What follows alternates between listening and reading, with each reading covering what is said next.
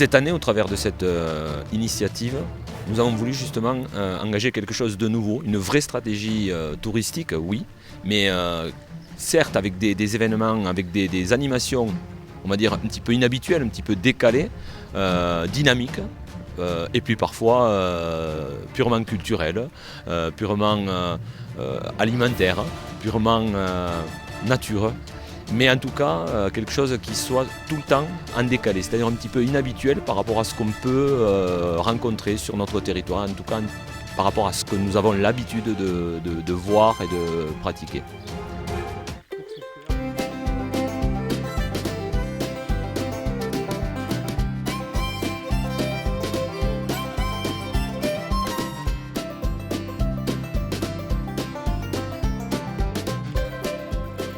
On a prévu avec la communauté de communes des Pays d'Olmes une série d'animations autour de leur programme de randonnée gourmande et sur laquelle on intervient, nous l'association des naturalistes de l'Ariège, sur le volet biodiversité et environnement. Pour les randonnées gourmandes, on a ciblé trois secteurs sur lesquels on va intervenir sur les questions de biodiversité. Donc sur le massif du Plantaurel autour des gorges de Péreille, sur laquelle on va parler de la faune et de la flore du Plantaurel et puis de ce massif calcaire. Sur Bélestat, au cours d'une randonnée au fil de l'eau, en suivant le cours d'eau de l'Hers, et sur la réserve naturelle régionale du massif du Saint-Barthélemy.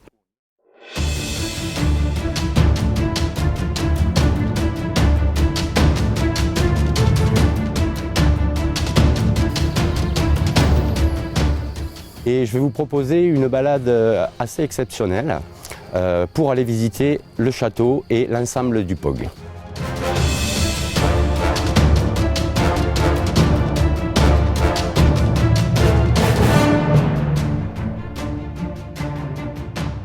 Pourquoi l'autre côté? Parce que c'est le côté où se sont passées les choses pendant l'attaque de Montségur, pendant le siège de Montségur, durant la croisade. La balade de Roquefixade nous permet de découvrir l'histoire du village, de cette bastide qui a été créée à la fin du XIIIe siècle, et de rentrer dans l'église également, qui est un superbe patrimoine avec un retable du XVIIe siècle. Cette balade se termine au château de Roquefixade en profitant du coucher de soleil. Donc, quoi demander de plus? C'est assez sublime.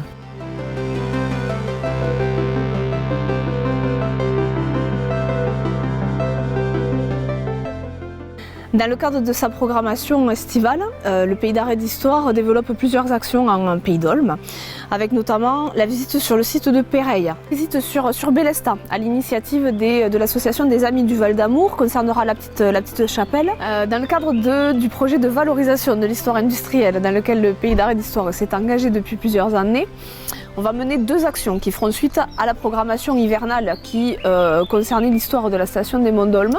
Dans le cadre des visites décalées, plusieurs visites au mois de juillet et au mois d'août sur le site de Roquefort-les-Cascades en compagnie d'Isabelle Corbière qui est géologue.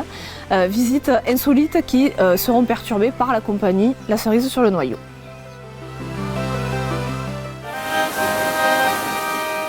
On se retrouve à Roquefort-les-Cascades, aux Cascades, ce lieu extraordinaire en Pays d'Olmes. Avec une alliance avec le maire de Roquefort-les-Cascades, eh bien, la compagnie La Cerise sur le Noyau a travaillé déjà l'année dernière donc sur une première édition qui s'appelle un événement assez original, les Bains de la Turasse. Mélange entre balade, des scénettes de spectacle et puis après voilà, on pourra se restaurer, boire un coup et puis discuter un petit peu de cet événement des plus extraordinaires.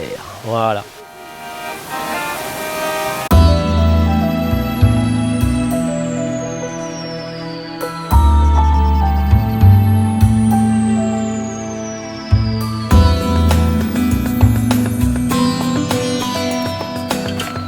Le jardin extraordinaire, c'est une balade artistique et botanique qui s'articule en deux temps. Donc il y a une partie permanente qu'on est en train de mettre en place et une partie éphémère qu'on construit depuis, ce sera la 19e année cette année, qui est une balade ponctuée de jardins et d'œuvres artistiques éphémères, donc du land art. Cette année, donc, pour la première fois, on va ouvrir le jardin permanent du jardin extraordinaire. C'est une nouvelle expérience, un nouveau projet qui est porté par l'association avec la visite des parcelles fleuries, des parcelles de jardin, qui sera ouverte du 11 juillet au 18 août, pour une première. Dans l'idée, c'est de continuer à construire ces parcelles permanentes et de finir par faire un parc botanique qui sera visitable tout au long de l'été. Notre volonté a été réellement de construire ce programme, non pas en le travaillant seul de notre côté, parce que nous ne sommes pas des professionnels du tourisme, mais en partenariat avec le grand nombre de prestataires que nous avons la chance d'avoir sur notre territoire. Parce qu'il y en a beaucoup, ils sont nombreux, et ils proposent une offre très variée, contrairement à ce qu'on a trop tendance souvent à croire.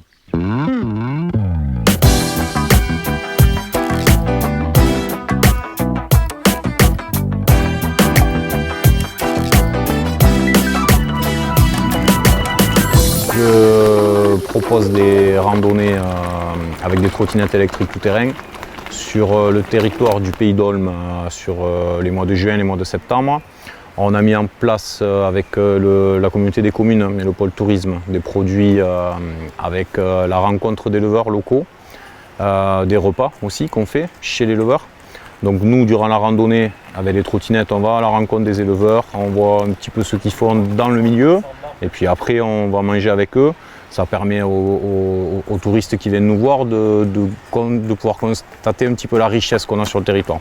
Il y a beaucoup de choses qu'on n'a plus, il y a beaucoup de choses qu'on a qui fonctionnent, et donc on intervient sur ce circuit-là.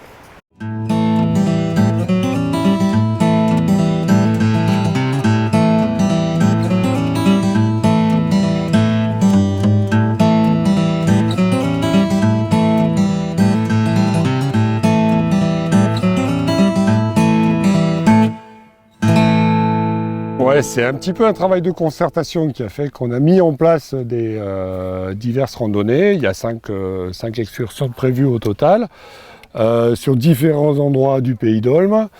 On passe les gorges de Péreille, on va du côté de Montségur, Bélestat, histoire de découvrir un petit peu tous les sites intéressants, que ce soit historiques ou archéologiques et culinaires bien sûr, puisque ça va être l'occasion aussi au travers de ces excursions de s'arrêter chez les producteurs et de goûter un petit peu les bonnes choses qu'ils nous préparent.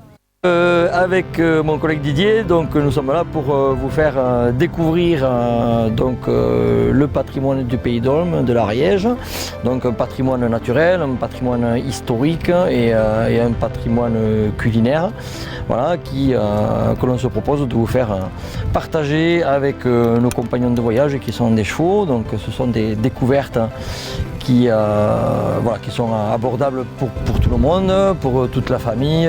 Il n'y a pas besoin ce ne sont pas des randonnées à sensations fortes. On ne parle pas de sport, on parle vraiment de randonnées découvertes. Voilà.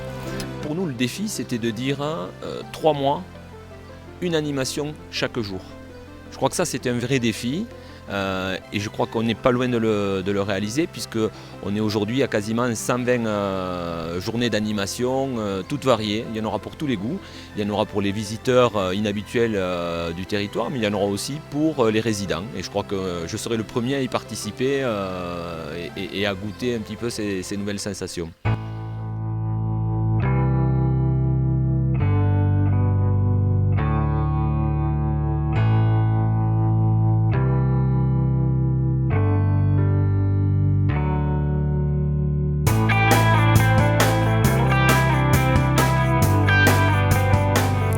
Le musée du textile à Lavelanet, en Pays d'Olme, donc, est un espace de découverte. Un espace où on va avoir des machines en fonctionnement du 18e, 19e siècle, et on va aussi avoir pas mal d'artisans d'art.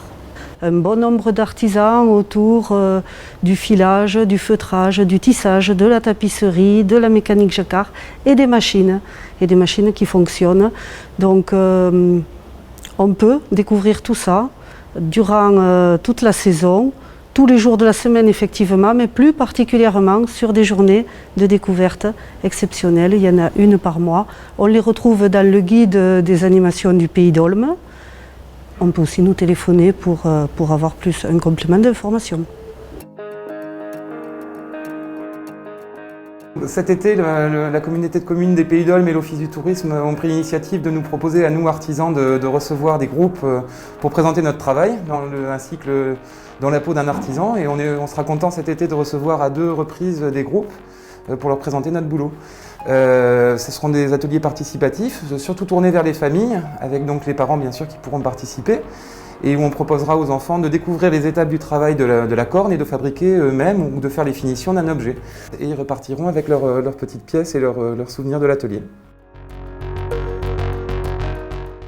Je suis installé sur la commune de Bélestat, dans un petit hameau qui s'appelle Le Carme. C'est très inspirant comme cadre de vie. L'objectif de cette initiative, c'est vraiment expliquer aux gens ce que c'est que le métier d'osiriculteur vannier. Parce que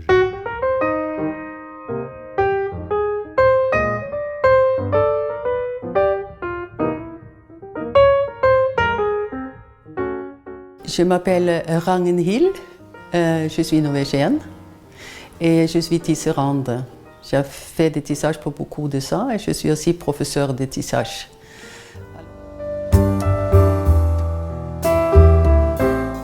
Voilà, donc vous êtes ici dans un atelier de reliure qui s'appelle Au bout du fil. Donc c'est un atelier traditionnel de reliure où les livres sont faits à la main. Donc, dans le cadre des animations mises en place par la communauté de communes du Pays d'Olme, je propose des ateliers de fabrication de carnets. Donc on va partir soit des feuilles volantes, soit d'un corps d'ouvrage qui est déjà encollé, mais on va fabriquer toute la structure carton et carte qui vient donc recouvrir le carnet.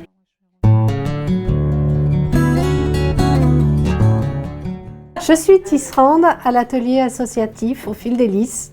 J'apprends aux personnes qui viennent me voir à tisser. Et comme c'est un atelier associatif, après vous pouvez venir tisser avec vos matières et vous repartez avec vos propres produits. Tous les mardis, je vais vous accueillir à l'atelier en juillet et en août. Pendant 1 heure, donc, je vais vous faire une démonstration de tissage et après, je vais vous mettre sur un petit métier à tisser pour essayer de tisser quelque chose ensemble. Ça va donc lever les fils pairs.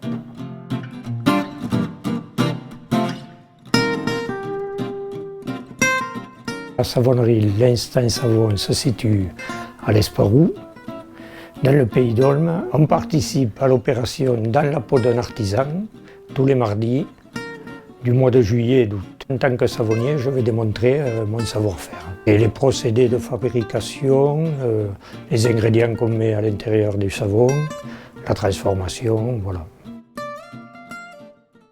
L'ambition, c'est de caler un objectif d'attractivité, de rendre notre territoire attractif, en tout cas de montrer l'attractivité dont il dispose, en inscrivant aussi les acteurs de ce territoire, les prestataires, dans ce projet, cette politique de dynamisation de notre territoire. Aujourd'hui, plusieurs projets, je ne vais pas y revenir, on en parlera bien sûr à maintes reprises, mais le projet autour du château, la démarche de classement à l'UNESCO, Grand Site de France, etc.